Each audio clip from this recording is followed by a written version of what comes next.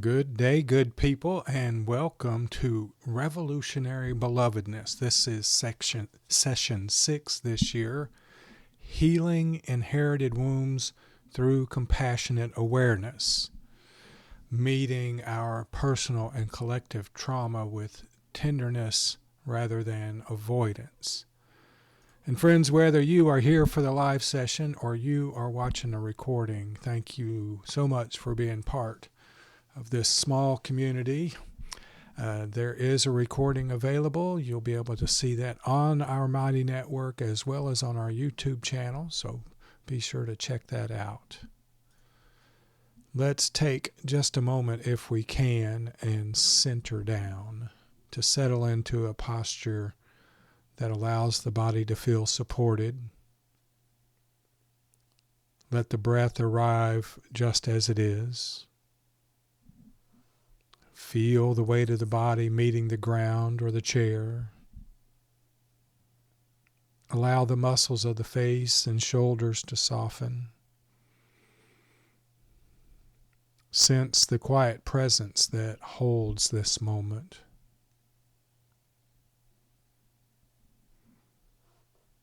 And bring gentle awareness to the heart space, noticing any sensations, textures, or movements there. Invite a quality of kindness toward whatever is present.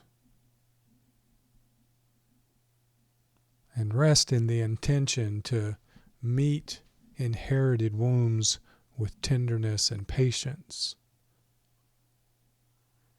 Let's remain here for just a few breaths, held by a love that makes room for sorrow and care alike.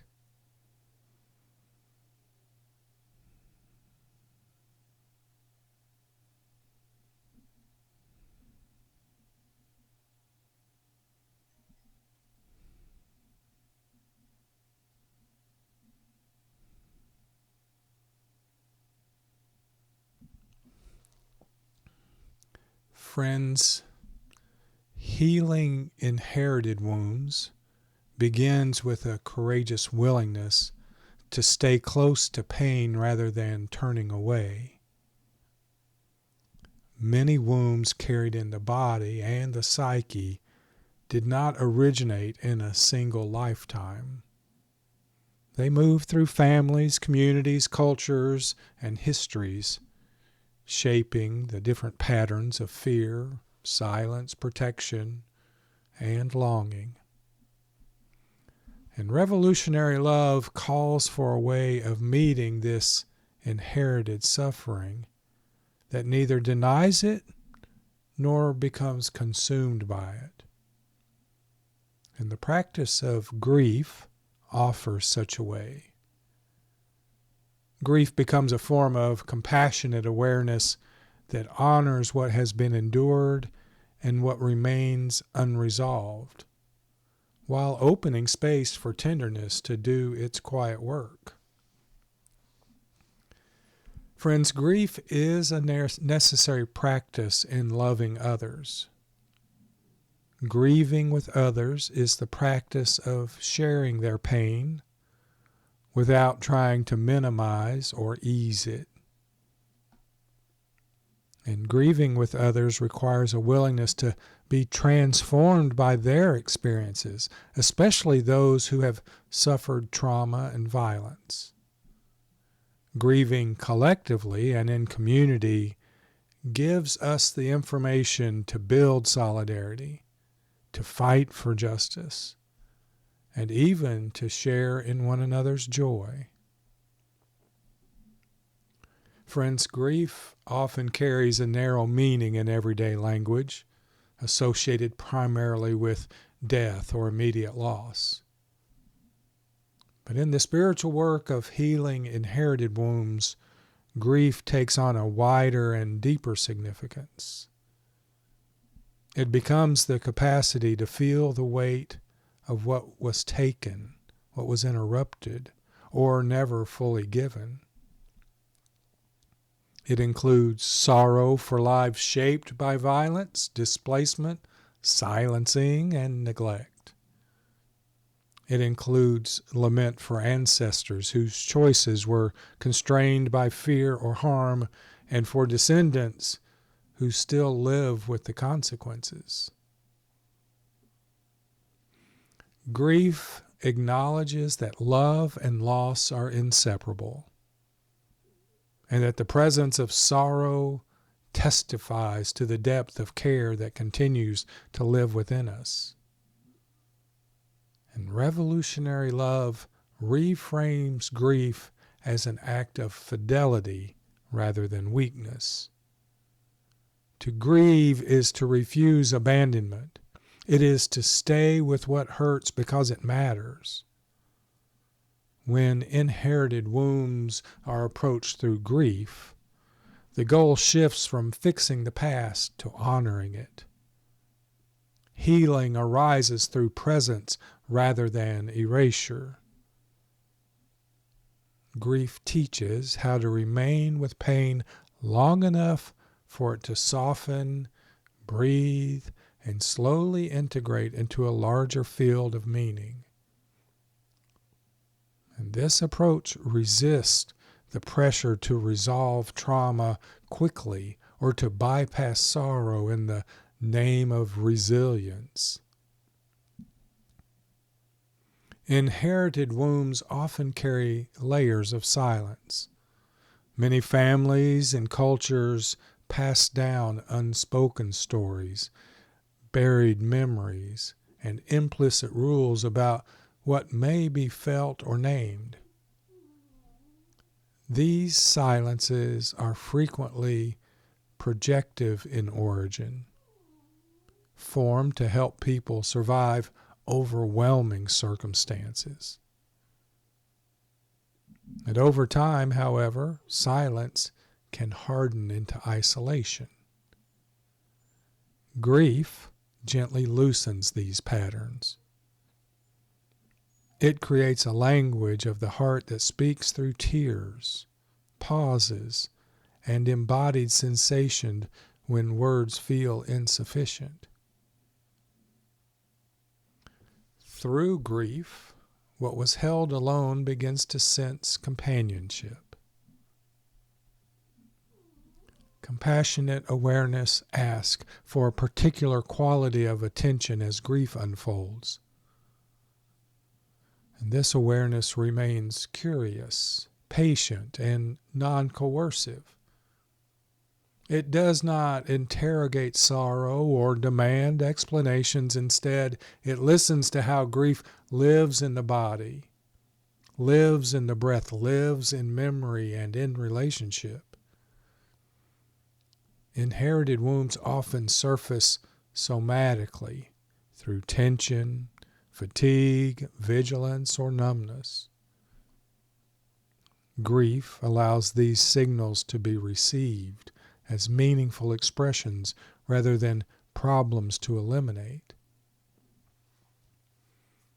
And the body becomes a storyteller whose wisdom is honored through presence. In this work, grief functions as a bridge between personal and collective healing. Individual sorrow rarely exists in isolation. Personal pain often echoes historical trauma, social injustice, and communal loss. And when grief is held with awareness, it reveals patterns of connection across generations and communities. This recognition fosters solidarity rather than shame. It allows individuals to locate their suffering within a broader human story, easing the burden of self-blame and inviting shared responsibility for healing. Revolutionary love emphasizes that grief is not an endpoint. It is a movement that opens into deeper relational capacity. As a grief As grief is allowed expression, it clears space for empathy and moral imagination. The heart becomes more spacious, more able to recognize the pain of others without defensiveness. This expanded capacity supports a love that remains engaged even in the presence of suffering. And grief, in this sense, becomes a teacher of humility, reminding us that healing unfolds through vulnerability rather than control. Meeting inherited wounds through grief also reshapes the relationship with time. Trauma often collapses past and present, causing old pain to feel immediate and overwhelming.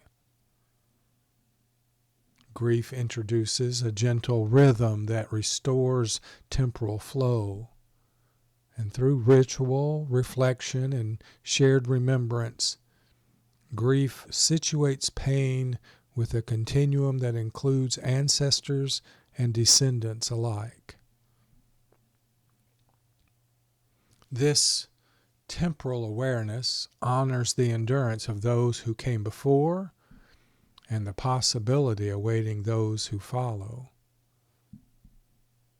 The practice of grief invites ethical reflection grounded in compassion. As inherited wounds come into awareness, questions will arise about responsibility, accountability, and repair. Grief holds these questions within a relational context rather than a punitive one. It recognizes that harm emerges within complex systems shaped by fear, scarcity, and power. Compassionate grief, though, neither excuses wrongdoing or reduces individuals to their wounds. It supports a way of engaging truth that remains connected to love. Grief also carries a communal dimension essential to revolutionary love, because collective rituals of mourning create spaces where shared pain is acknowledged and dignified. Such practices counter cultural tendencies toward denial and fragmentation. And they affirm that sorrow belongs in public life as much as joy and celebration. Through collective grief, communities practice bearing witness to one another's humanity, strengthening bonds of trust and mutual care. In the context of inherited wounds, grief often unfolds gradually. Layers reveal themselves over time as safety and trust deepen. And revolutionary love honors this pacing. It recognizes that tenderness grows through repeated encounters with compassion. And each return to grief strengthens the capacity to remain present, expanding resilience rooted in connection rather than endurance alone. Grief, my friends, reshapes identity by integrating vulnerability into a sense of self grounded in dignity. Rather than defining oneself by wounds or achievements, grief affirms belonging through shared humanity. This shift supports a spirituality that values presence over performance. It allows individuals and communities to recognize their lives as part of an ongoing story of care, struggle, and renewal. And as grief becomes familiar, it begins to carry wisdom. It teaches discernment, helping to distinguish between necessary sorrow and avoidant despair. It clarifies what truly matters by revealing what evokes mourning. And this clarity informs action rooted in love, guiding engagement with justice, reconciliation, and repair. Grief held within compassionate awareness becomes a source of moral energy aligned with care rather than reaction. So healing inherited wounds through grief ultimately nurtures hope grounded in truth. This hope does not deny suffering or promise quick resolution. It arises from the experience of being accompanied in pain. Revolutionary love locates hope in the practice of staying present, in the willingness to grieve together, and in the trust that tenderness transforms both the one who grieves and the world that receives that grief. Friends, through the practice of grief, inherited wounds are met with patience, dignity, and care. Pain is welcomed into relationship rather than isolation. And in this spacious presence, love continues its quiet revolution, teaching hearts and communities how to hold sorrow in ways that deepen connection and open paths toward healing. Friends, let us just take time together, breathing and being. Let us sit in the silence for a few minutes together and let this resonate in our hearts.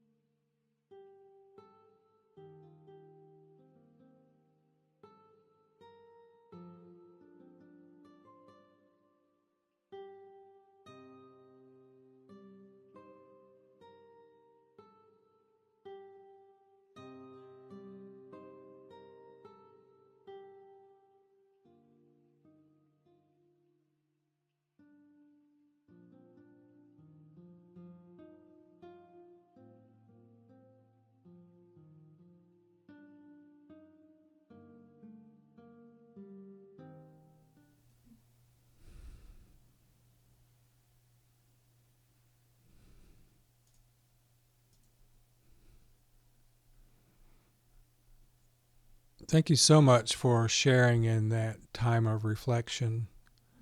Before we close this evening, I'd like to offer you 4 questions to ponder, a way of deepening what you've experienced this evening. Maybe they will serve as a way to prompt journaling or deeper meditation. Question 1 is, how does the practice of grief reveal itself in your body? Or how did it show up during the reflection? Second, in what ways did this session expand or challenge your understanding of grief as an expression of love? Third, what inherited stories, silences, or patterns become more visible through compassionate awareness? And fourth, how might practicing grief together support healing within families, communities, or shared histories? Remember, friends, grief is a necessary practice in loving others.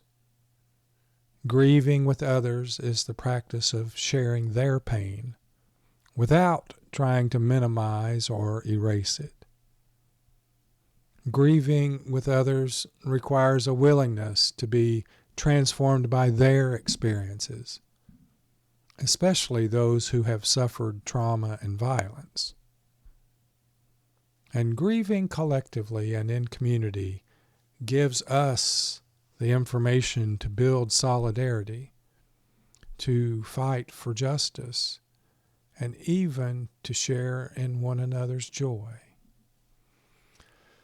Again, whether you are here for the live session or you are watching the recording, thank you for being part of Revolutionary Belovedness. And I look forward to seeing you again soon. Good night to all.